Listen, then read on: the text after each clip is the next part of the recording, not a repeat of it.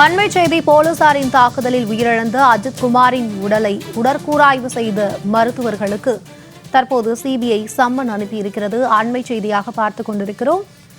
போலீசாரின் தாக்குதலில் உயிரிழந்த அஜித் குமாரின் உடலை உடற்கூறாய்வு செய்த மருத்துவர்களுக்கு தற்போது சிபிஐ சம்மன் அனுப்பியுள்ளது. போலீசாரின் தாக்குதலில் உயிரிழந்த அஜித் குமாரின் உடலை உடற்கூறாய்வு செய்த மருத்துவர்களுக்கு தற்போது சிபிஐ சம்மன் அனுப்பியிருக்கிறது. அண்மை செய்தியாக பார்த்துக் கொண்டிருக்கிறோம். போலீசாரின் தாக்குதலில் உயிரிழந்த அஜித் குமாரின் உடலை உடற்கூறாய்வு செய்த மருத்துவர்களுக்கு தற்போது சிபிஐ சம்மன் அனுப்பியுள்ளது. அண்மை செய்தியாக பார்த்துக் கொண்டிருக்கிறோம். இதுகுறித்து எமது செய்தியாளர் சல்மான் தரும் கூடுதல் விவரங்களை கேட்கலாம். வணக்கம் சல்மான்.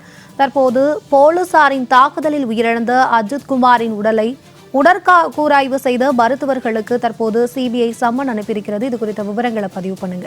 மடப்புரம் அஜித்குமார் கொலை வழக்கு தொடர்பாக சிபிஐ அதிகாரிகள் 11வது நாளாக விசாரணை நடத்தி வருகிறார்கள்.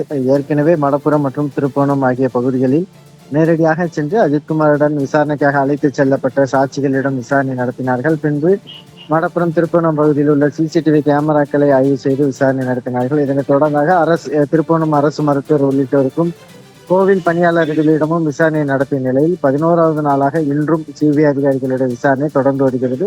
11வது நாள் விசாரணையாக இன்று இந்த அஜித்குமார் கொலை வழக்கில் முக்கியமாக பார்க்கப்படக்கூடிய புகார்தாரராக இருக்கக்கூடிய நிகிதா மற்றும் அவருடைய தாயார் சிவகாமி ஆகியோரிடம் 2 மணி நேரத்திற்கு மேலாக சிபிஐ அதிகாரிகள் மதுரை சிபிஐ அலுவலகத்தில் விசாரணை நடத்தி வரும் நிலையில் மதுரை அரசு ராஜாஜி மருத்துவமனையில் அஜித்குமாருடைய உடலானது உடற்கூறாய்வு செய்யப்பட்ட நிலையில் அரசு ராஜாஜி மருத்துவமனைக்கு நேரடியாக சென்று உடற்கூறாய்வு செய்யப்பட்ட பகுதிகளில் நேரடியாக சிபிஐ அதிகாரிகள் விசாரணை நடத்தி ஆய்வு செய்திருக்கிறார்கள். இதனைத் தொடர்ந்தாக அந்த உடற்கூறாய்வு செய்யும் போது பணியில் இருந்த மருத்துவர்களுக்கு ஏற்கனவே அவர்கள் நீதிபதி விசாரணைக்கு ஆஜரான நிலையில் தற்பொழுது அவர்களுக்கும் சம்மன் கொடுக்கப்பட்டதாக கூறப்படுகிறது. இதனையடுத்தாக அந்த மதுரை அரசு ராஜாஜி மருத்துவமனையில் உடற்கூறாய்வின் போது இருந்த பணியில் இருந்த மருத்துவர்களும் சிபிஐ அதிகாரிகள் விசாரணைக்கு நாளை ஆஜராகுவதற்கான வாய்ப்புகள் உள்ளதாகவும் கூறப்படுகிறது.